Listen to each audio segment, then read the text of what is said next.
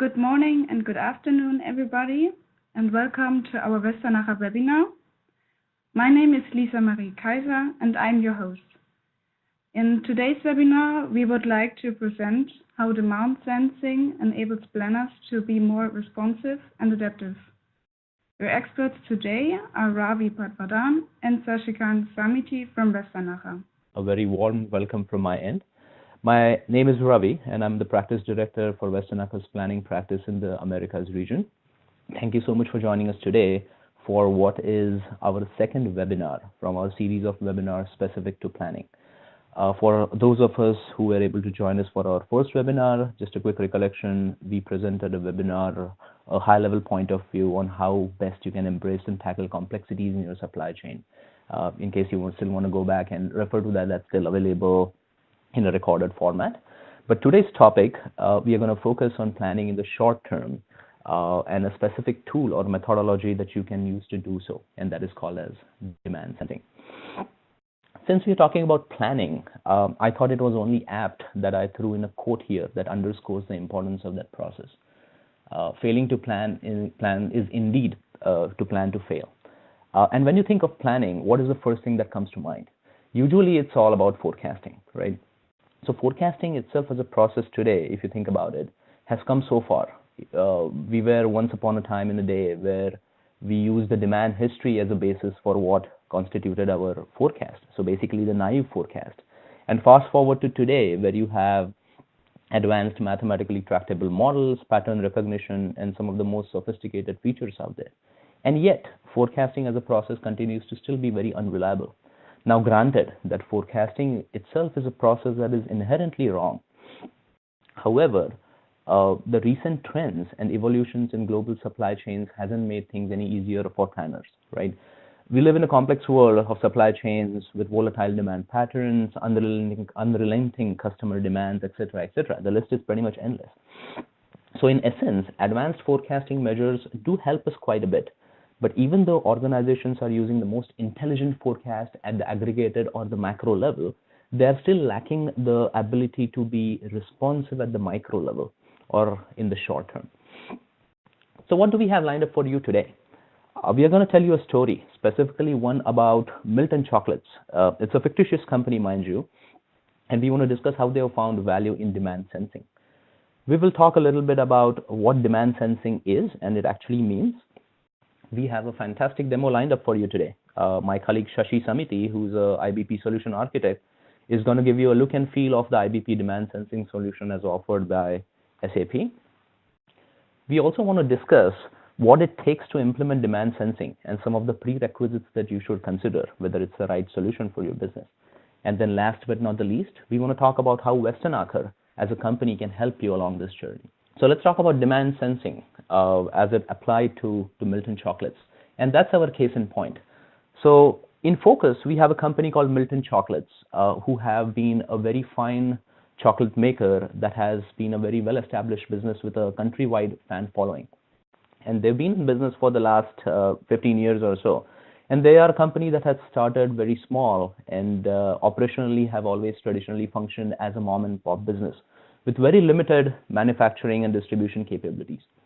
And they are known countrywide for their gourmet offerings, of course.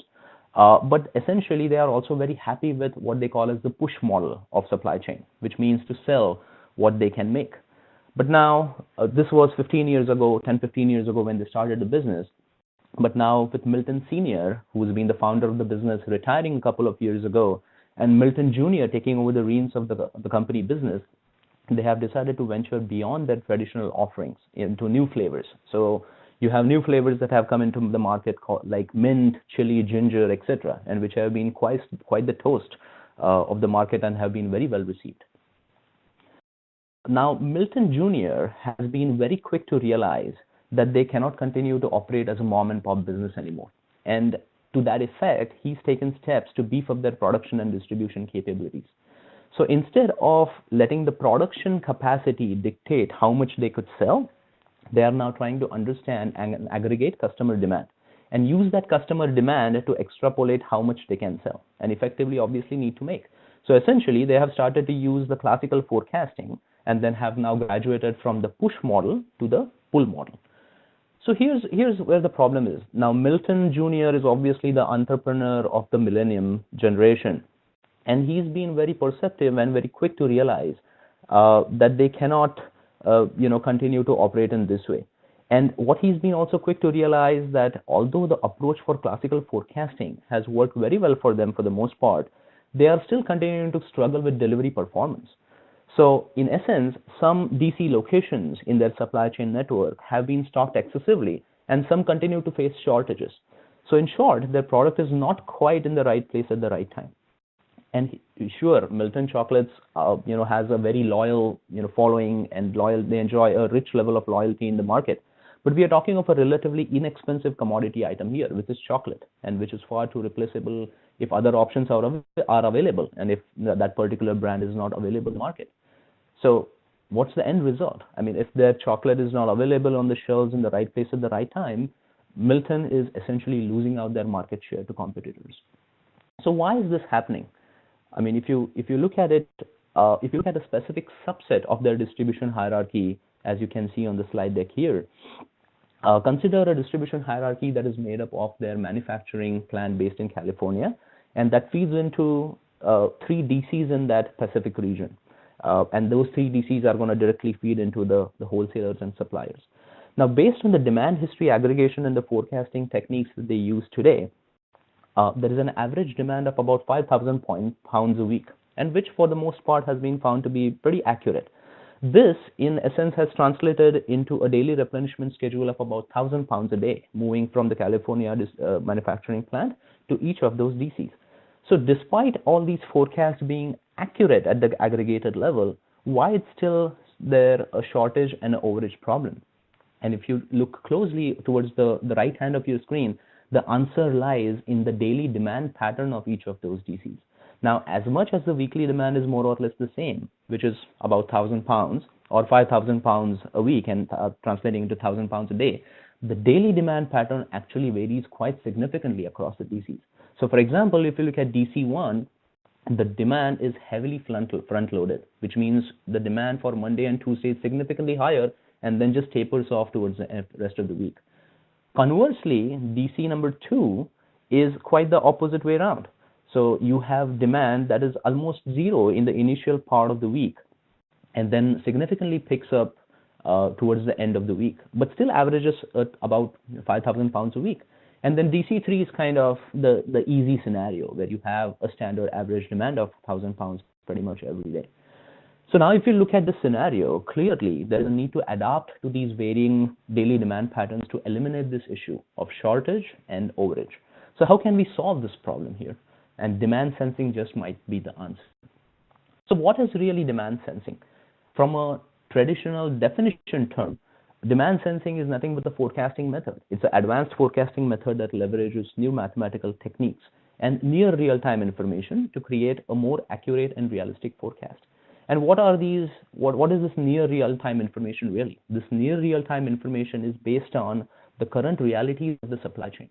So if you consider all the inputs that go into demand sensing itself as a solution, you realize that demand sensing doesn't just only rely on demand history, but also leverages a broader range of downstream signals. So you have your consensus demand, obviously, as your chief input, but you have other downstream signals such as sales orders, emergency shipments and orders and shipments, your point of sale data, then causal factors such as real world disasters, market shifts, as well as changes in consumer behavior.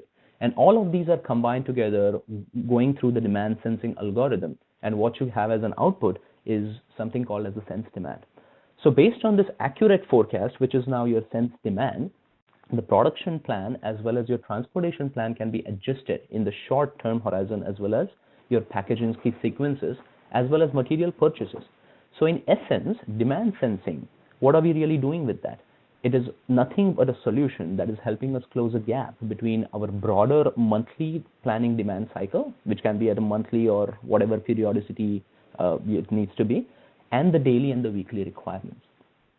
So now that you've looked at demand sensing, how does demand sensing really apply to our case in point with Milton Chocolates?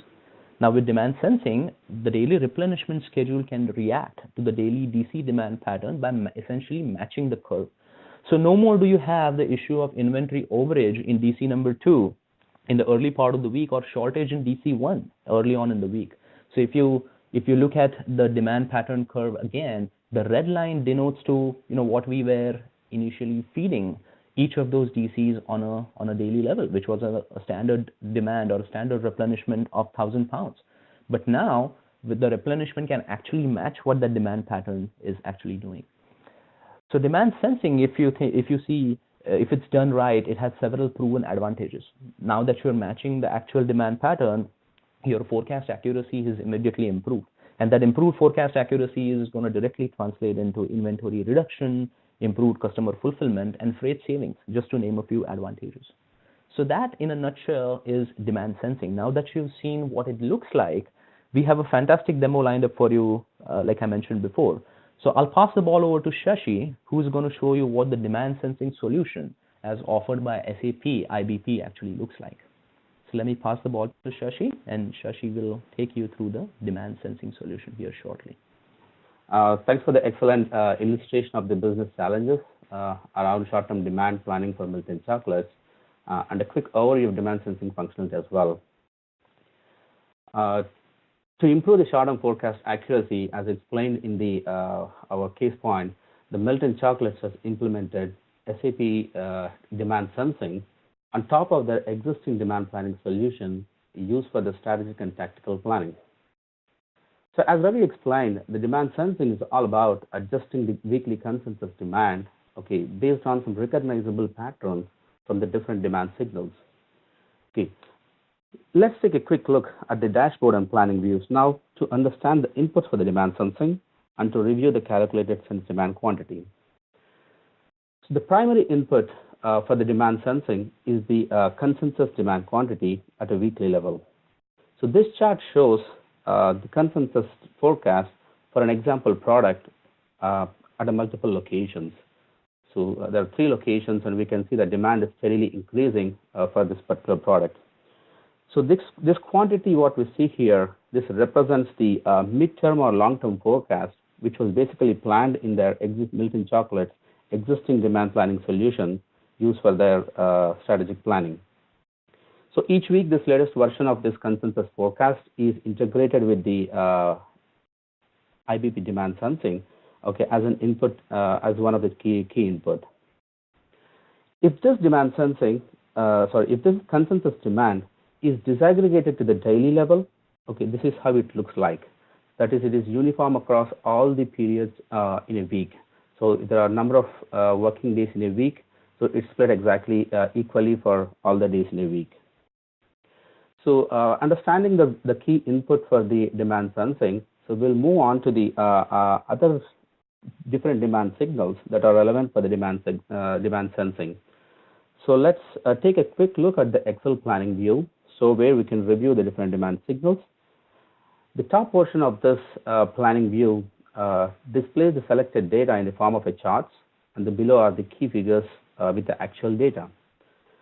So the first 2 key figures here, what we see, the requested quantity and confirmed quantity. So this represents the demand signal for sales orders. This is the actual quantity, the requested quantity and confirmed quantity from the actual sales orders, which is having the delivery date in the past and future. And the next demand signal is the delivery quantity, which basically is the quantity, the actual quantity delivered in the past. So this is saying the delivery quantity adjusted. The reason being, so this allows the planners manually can edit this delivery quantity, which goes as an input for the demand sensing. So it can also be allowed to edit this as a pre-processing steps in case of like any missing sales adjustment or outlier correction. And the other key input, the demand sensing signal for the as a part of the input is the future order quantity, which represents the open orders that are calculated based on the order creation date and the requested delivery date. And the next one is the promotions uplift. So this is basically the trade promotions.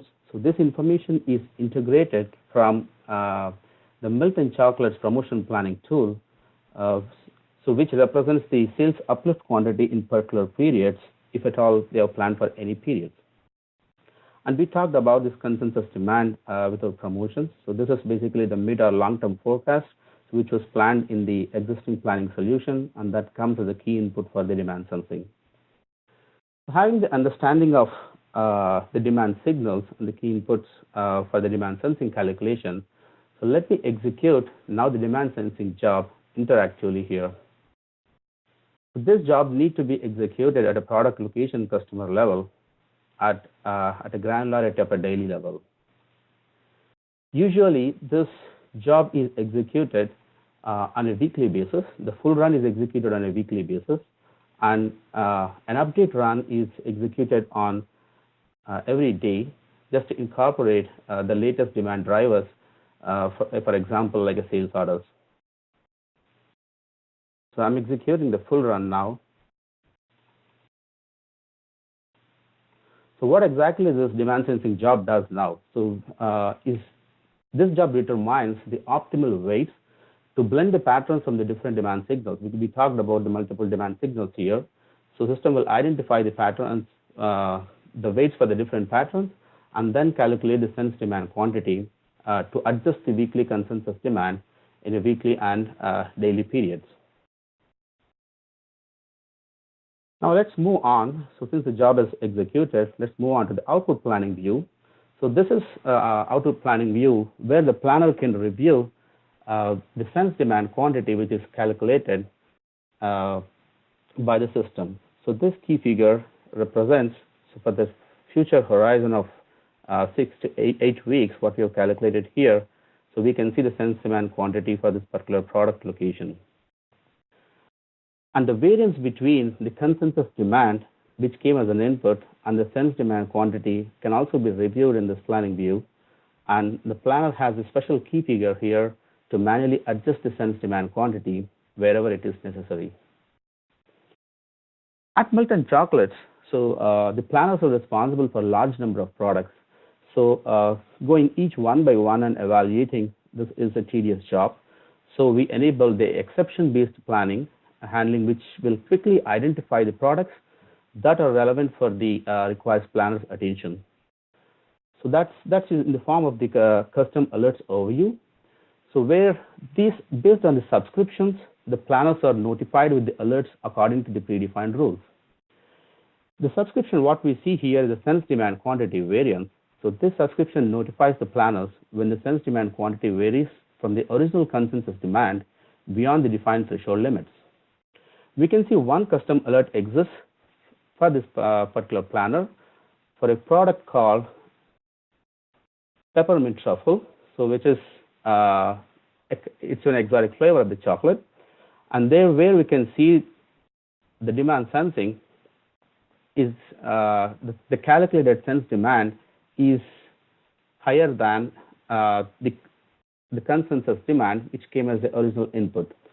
So that can be evaluated here, and if planner can see, since it is going beyond the threshold limit defined by the planner, he can navigate directly to the Excel to make the necessary adjustments if required.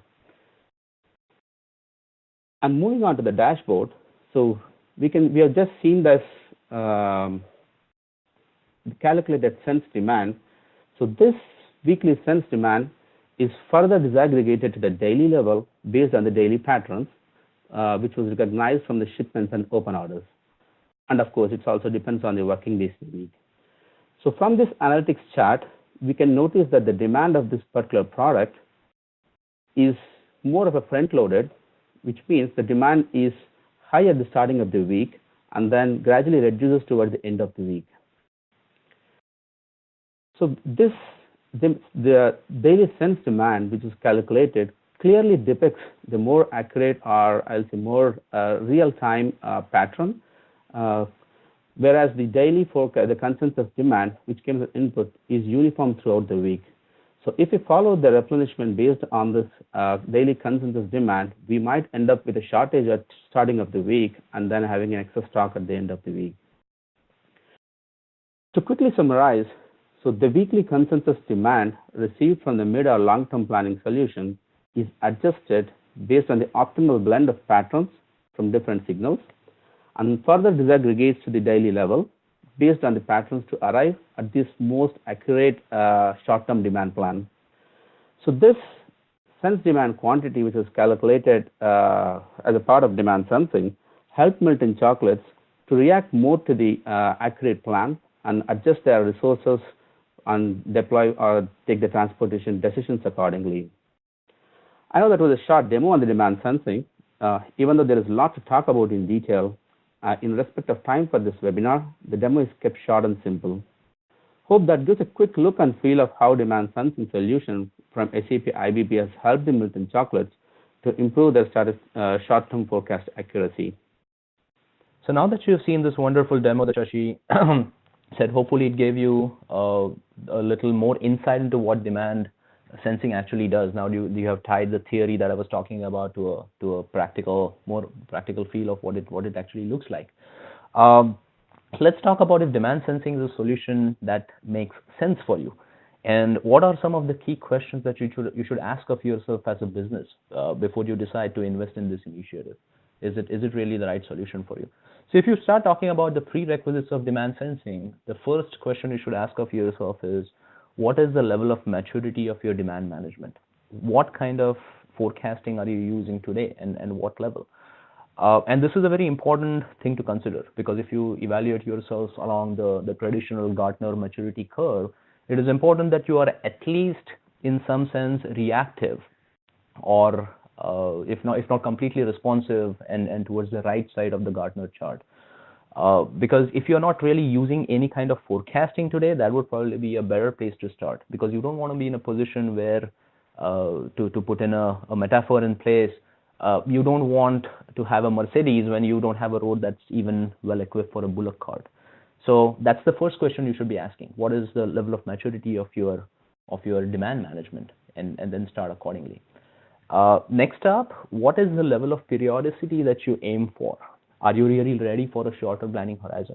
Because like I mentioned before, demand sensing is something that bridges the gap between your long-term horizon and short-term horizon. So if you're not in a position, or if you don't plan on those short-term horizons where you need to react to the demand patterns on a daily or shorter granularity level, there's no point in this exercise. So that's a very key question that you should ask. The next up, the whole point of demand sensing is to be able to react to that sense demand, right? I mean, you want to have that detailed level of granularity so that you are able to react to it. So to that effect, are you in a position to do so? So whether it is changeovers or shorter lot sizes, because if you realize now the trend is to go towards a shorter and shorter lot size, ideally actually even one, and then more frequent production cycles. So is your business in a position to adapt to that sense demand and then basically have the desired effect? The next important one is, do you have access to point of sale data? Because the more access you have to your downstream point of sale data, the better off you are in terms of reacting to it. Otherwise, the traditional nature of point of sale data, right? If you don't react to it, it just tends to manifest itself in an amplified form, which is essentially the bullwhip effect. And also keep in mind that when you talk of point of sale data or downstream data, the value of that point of sale data decreases as you diminish, or it decreases or diminishes as you move upstream in your supply chain. So it's very important to have access to that downstream data if you want to effectively use demand sensing. And then last but not the least, do you really have a platform, or is that on your roadmap to have a platform to react to these demand signals with optimized execution? And this more or less also ties into the third point that I made, as you see on the screen, in terms of having frequent changeovers or having more frequent production cycles. It's very important to have a platform to execute to these sense demand or micro demand signals. Otherwise, the whole point is kind of wasted. You will have the best and the most sophisticated forecast, but if you're not able to react to it or respond to it, it's more or less a wasted effort. So those are some of the prerequisites that we think are very important. So let's look at a summary in terms of a value proposition.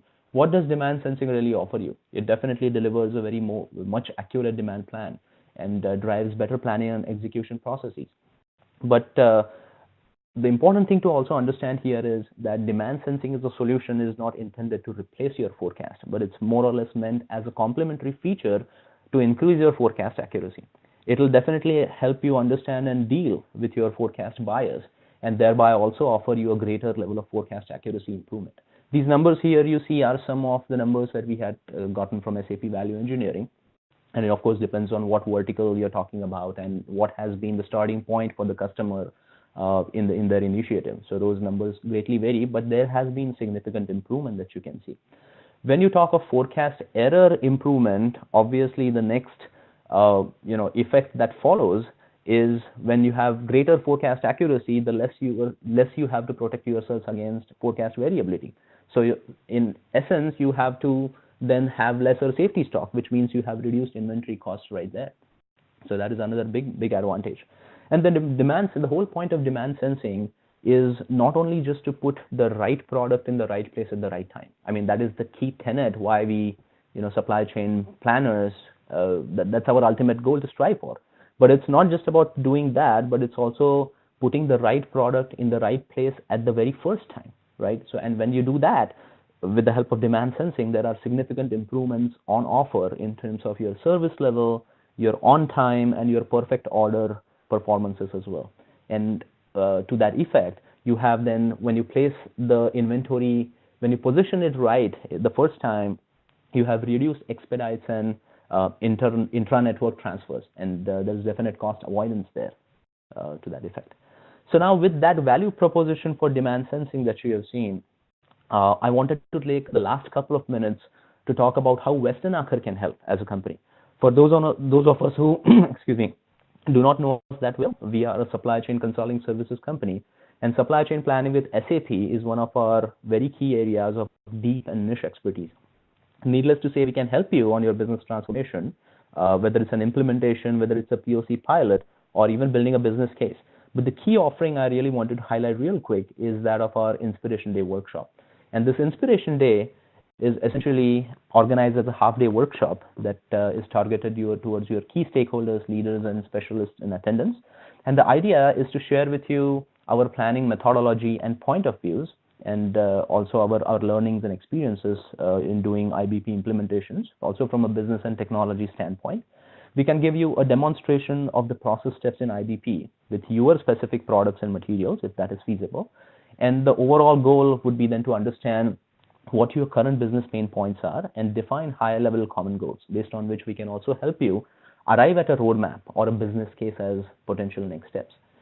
This is a workshop that is absolutely complimentary offered and can be conducted at your location. Typically, what we always ask for is like a 2-week notice, but that's pretty much it. And if there is any questions on that, we are more than happy to answer. So that pretty much brings us towards the end of our webinar offering on demand sensing. I hope and trust that you found value in this. Granted that it was a short webinar, but I hope you got a good look and feel of via the excellent demo offering that Shashi had to show in order to make the most educated decision in terms of what the next step should be for your business. With that, I will open the floor to questions. Lisa, if you have any questions, yes, thanks, Ravi, and happy to take those. Yeah, thanks, Ravi and Shashi, for that really informative and helpful presentation. And we already have some questions here. The first one is demand sensing expected to replace forecasting? Good question, and the short answer is no. Like I mentioned before, the demand sensing is a solution that is a complementary feature to forecasting. So your forecasting techniques that you use to forecast on a, let's say, monthly or bi-monthly or quarterly periodicity, that process would still continue to exist. This is, if you remember what I said, this is to bridge the gap between your long-term forecasting that you will still continue to carry out and reacting to short-term changes, whether it's due to extraneous events like disasters or whether it's due to promotions. But the whole idea is to bridge that gap between long-term and short-term forecasting. So demand sensing is a complementary feature to forecasting. It's not meant to replace it. Okay, thank you. And there is one more question. What industry verticals is demand sensing most applicated for? Great question. Industry verticals, consumer products is one industry vertical that we've seen a lot of application for demand sensing. But more than just industry verticals, it's really the product type or the type of product that you need to look at closely in terms of what makes sense for demand sensing.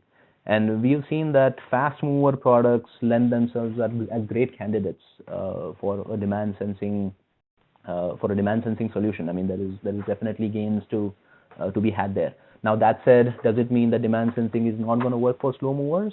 I would say not, which means it will definitely work, but then you can't just rely on demand sensing as a solution alone. That demand sensing solution then has to be combined with, effective target stock level matching techniques, because sometimes, when you have slow movers, you have forecasts that can almost be zero in certain periods. So then demand sensing might not just be very effective for those periods. So hence, it has to be matched with effective target service level techniques, so that you make sure you have the accurate safety stock to make sure that you meet your service levels.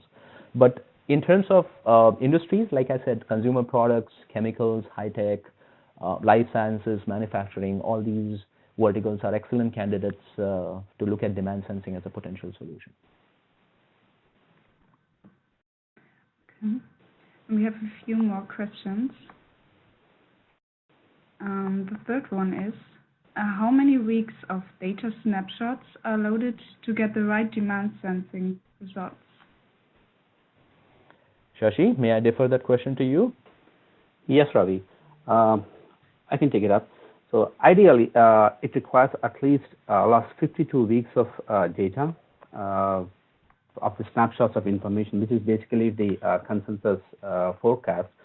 That will give us to identify the accurate pattern. So in case if there is a bias involved in that, or what kind of corrections need to be made in the consensus forecast.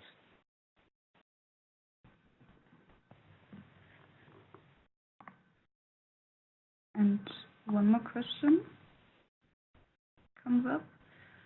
If we are forecasting at a product group level, is it still recommend sensing demand at the same level, or get down to the product, location, customer level?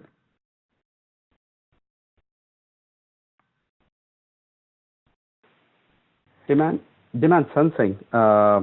If the consensus demand is at the product group level, so ideally I think it needs to be broken down to the product level, because the more detailed forecast when you are trying to do, it's recommended to do at the more granular level. So that's at the product level. So the demand sensing give more accurate results if you execute at the product level, which is basically at a product, location, customer level, not at the group levels.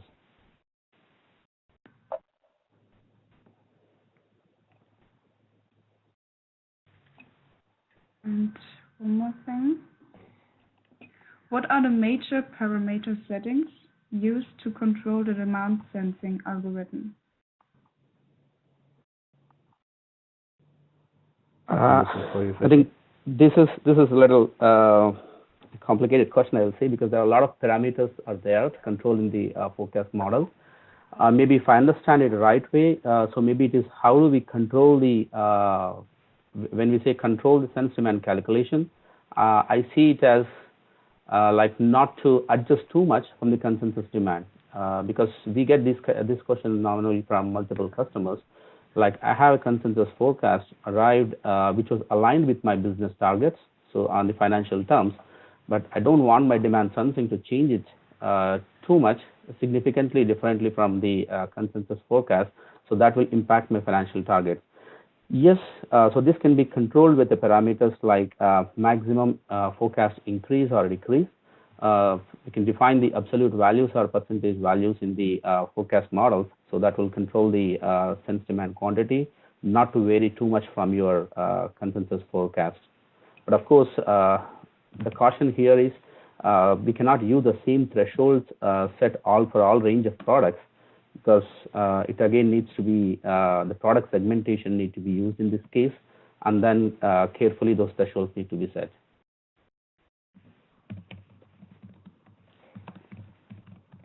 And one more question comes up.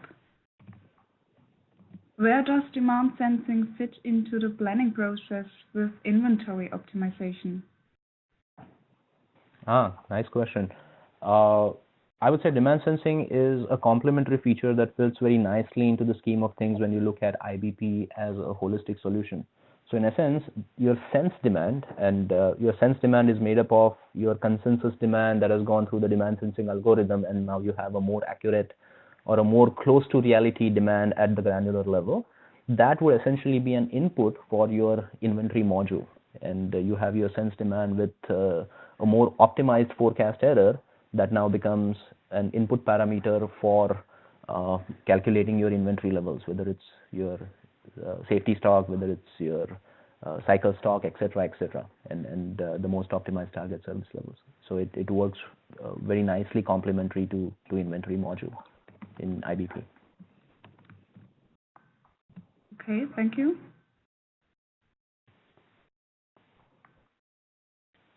There's one more question. Can different product grades have different set of forecasting models assigned for accurate forecasting? Yes, that is possible. That's what I just answered in my previous question, the answer to the previous question. So we need to maintain this thresholds differently for the different group of products, because not all range of products have the same quantities of sales. So it's advisable to maintain a different forecast models for each of these groups, so that we can that gives the flexibility to define the parameters accordingly.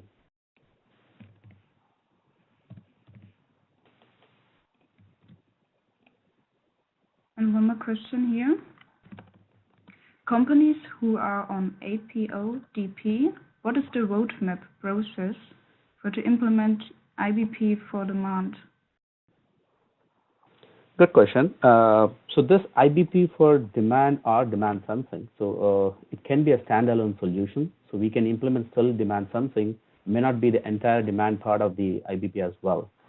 So if the company is ready to move over to the IBP demand, so that will be like even the first step of calculating the consensus demand, so will be executed in the IBP demand itself. Otherwise, even if already the customers are already happy with the APO demand planning, so then they can implement the standalone demand sensing solution and then integrate back this short-term demand back to the demand planning, so where we can finalize the demand for the supply chain. Okay, thank you both.